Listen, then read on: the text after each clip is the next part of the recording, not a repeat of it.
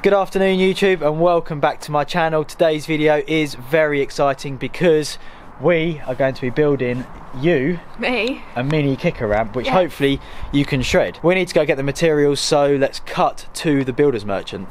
No, not that one. Yeah. Are you joking? No. It's a weird one. So what do we need then? We need some chipboard, 12mm. 12 mils. I don't know why I'm telling you, you've got the list, but... Oh yeah. Oh my god, this is so heavy. I was probably pulling the worst face ever then. 5 mils of ply. Good job. Amazing. Why not? Good work. What's that you've got there? 3x2. You need 5 lengths of that. Can you get 5 lengths on there? Yep. Screws next, long and short. Let's go. We've got the screws. Cara's now just selecting some paint. What have you gone for? Pink for the sides, and then we found rainbow glitter for the middle. So it's going to look sick. That's Can't everything. wait. Should we go pay for it and get going? Yeah, let's go and start building. We are now back from the builder's merchants and we have everything set out. So over here we have our timber which we have just purchased. As we enter the workstation we have all of our tools laid out in front of us. What have we got? We have a huge saw. We have some big nails and little nails. Screws. Oh yeah, screws. Drill, ball of string, tape measure and a pen. And over here we've got a jigsaw and some batteries. Oh, I've woke up today and I've got a really sore throat. That's not even funny. That's one of your terrible One of my jokes. bad jokes. Should we get on with some building? The first thing that we need to do, which is probably the most difficult part when building a ramp, is to get the shape of the sides correct. So this ramp is going to have an 8-foot radius, and what I have done is placed my plywood 8 feet away from the wall but made it parallel. This is so that we can mark the curve of our ramp, which Cara is about to do, but before we do that you need to mark how long it's going to be. Yeah, so tape measure here. Yeah. And then you need to mark 4.5 feet from there across, and the reason it's 4.5 feet is because that is how long the van is. Here? Yeah. So I start from here. So you start at that point. This is where the ball of string comes into play because I've attached it here 8 feet away from the bottom of the ramp with a pen attached to it. That's going to give us our 8-foot curve. I'm a bit nervous. You'll be alright. Ready? Yeah, keep your tension and push hard. Is it going? Yeah. Don't keep it up. Like that? That's the one. Cool. That's it then. Quite a hard colour to see on there. We should have got a little bit brighter one. And that is how you get a perfect 8-foot curve. Obviously the line's a bit wavy. It'll probably be a bit wavy after we have cut it, but that doesn't matter so much for a ramp because your wheels are big and will absorb them little bumps, and the plywood, once you put it over there, quite often that takes the bumps out of it anyway. So your next job now is saw it to cut it with the jigsaw. Uh oh, KJ's got a jigsaw. I'm well good at this. Have you ever used one before? No. Do you want a quick lesson? Yeah. So keep your hand how it was actually, on top, so it's out of the way, and that also applies pressure on there. Don't force the jigsaw, just let it go, don't try push it too hard. This is wobbly. I'm going to hold it in a minute. And then you should be absolutely fine. And just try to stay on the line and start it before you go into the wood. You'll be alright. I'm alright. Oh, also just watch out for the cable. Oh yeah. Right, ready? Yeah, when you're ready. Are you scared? A little bit, are you? No. Go on then.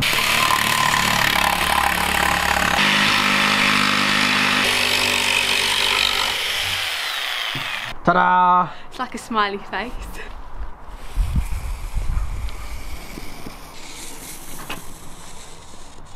Oh, that's a bit wonk.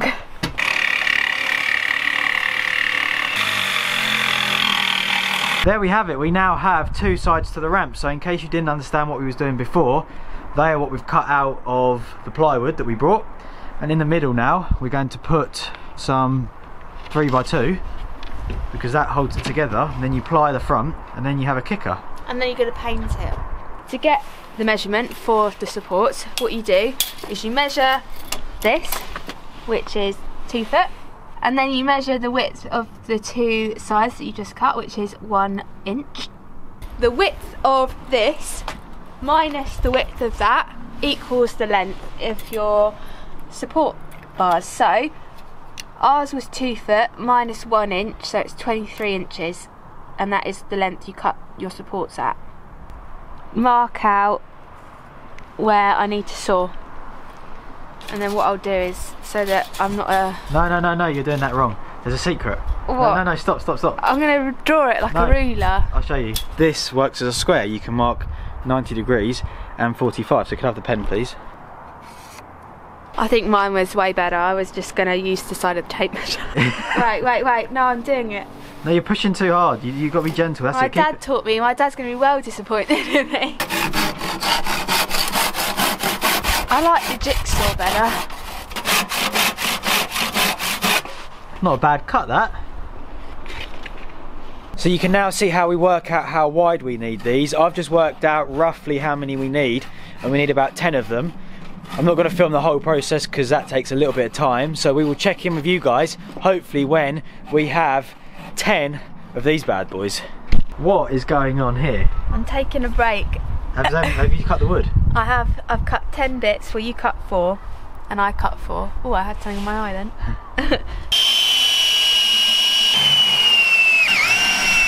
Just like that, we now have a structure. So the next one that I'm going to fit is this top one here, and then you work down off of that, work out how much spacing you want. I've roughly worked it out. It doesn't have to be that precise as long as there's not a huge gap that is going to put the ply under a lot of stress. We're going to repeat that process the whole way down the ramp, and then we're ready for plywood. So we'll check in with you at that point. Here we have it. All of these supports are in. I've just cut them tops off there because it was only this much. They're just going to break off, so that's nice and flat. These are all in nice and level and spaced equally, and I've just put a tiny bit in there because at the bottom, as you can see, it gets quite thin and these bits are too thick to support it, and sometimes just between there, that's a little bit too much space to have with no support. When your wheel hits it, it might just bump into that. So this doesn't look like much, but it does play an important role in our kicker, so that you put that, run it past a little bit. So what I'm going to do is fix this onto the ramp. Just fix that in the second support, and then that is now starting to hold it down as well as stealing my drill bit. And as you can see now, I can take my foot off. That is pretty much holding itself down. Obviously you have to cut it, yeah, because otherwise you have a huge jump, but launch it. That's basically what you do. You just repeat that process the whole way through, and then you have a ramp. Yeah, I've only screwed the edges because the other sheet's going to go on top, so it's double secure, and then that gives me the opportunity to then fix in the middle directly to the timber, so I don't hit any of the other screws.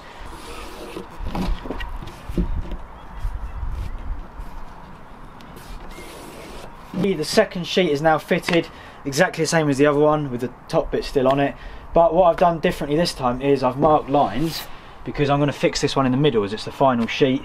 You don't have to, you could just use your eye and line it up between the two screws that you've put in, but I just like to be a little bit more particular and try and make it a little bit nicer. So doing them guidelines just sort of helps. It doesn't make any difference, it just makes it look a bit better.